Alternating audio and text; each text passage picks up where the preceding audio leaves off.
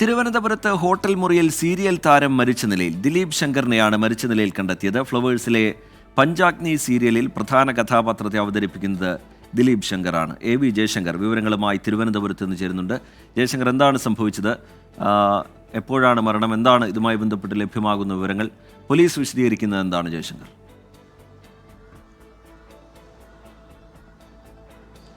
രജിത്ത്, അല്പസമയം മുമ്പാണ് ദിലീപ് ശങ്കറിനെ തിരുവനന്തപുരത്തെ ഒരു ഹോട്ടൽ മുറിയിൽ മരിച്ച നിലയിൽ കണ്ടെത്തുന്നത്. പോലീസ് പറയുന്നതനുസരിച്ച് മൃതദേഹത്തിന് 2-3 ദിവസത്തെ പഴക്കമുണ്ടെന്നാണ് പോലീസ് പറയുന്നത്. എന്തായാലും പോലീസിന്റെ ഇൻക്വസ്റ്റ് നടപടികൾ ഉൾപ്പെടെ പൂർത്തിയായിക്കൊണ്ടിരിക്കുകയാണ്.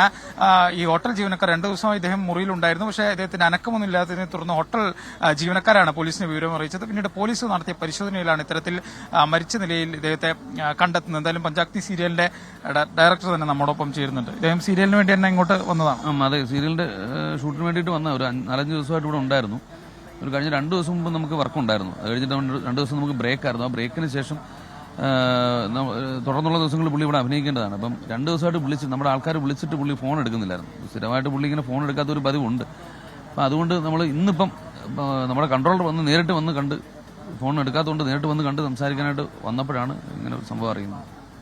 അദ്ദേഹത്തിന് മറ്റെന്തെങ്കിലും തരത്തിലുള്ള പ്രശ്നങ്ങളോ അങ്ങനെ എന്തെങ്കിലും ഉണ്ടായിരുന്നു? പുള്ളിക്ക് ശാരീരിക പ്രശ്നം, അതായത് ആരോഗ്യ പ്രശ്നം, എന്തോ ഒരു അസുഖത്തിന്റെ ട്രീറ്റ്മെന്റിൽ ഉണ്ടായിരുന്നു എന്നുള്ള നമുക്കറിയാം. അത് വ്യക്തമായിട്ട് അറിയില്ല.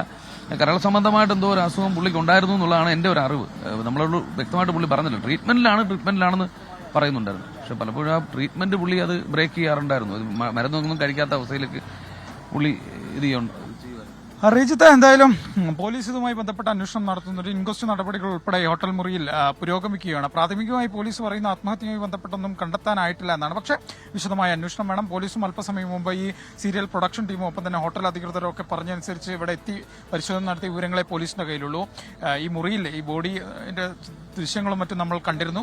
അതിലെല്ലാം തന്നെ വളരെയധികം അഴുകിയ രീതിയിലാണുള്ളത്. അതുകൊണ്ട് തന്നെ 2 ദിവസത്തിൽ കൂടുതൽ ഈ ബോഡിക്ക് പഴക്കമുണ്ടെന്ന് തന്നെയാണ് പോലീസ് പറയുന്നത്. എന്തായാലും പോലീസിന്റെ അന്വേഷണം ഇതുമായി ബന്ധപ്പെട്ട് പുരോഗമിക്കുകയാണ്. തിരുവനന്തപുരം കന്റോൺമെന്റ് അസിസ്റ്റന്റ് കമ്മീഷണർ ഉൾപ്പെടെയുള്ള ആളുകൾ ഇവിടെ എത്തി പരിശോധന നടത്തിയിരുന്നു. പോലീസ് എന്തായാലും അന്വേഷണം നടത്തുന്നുണ്ട്.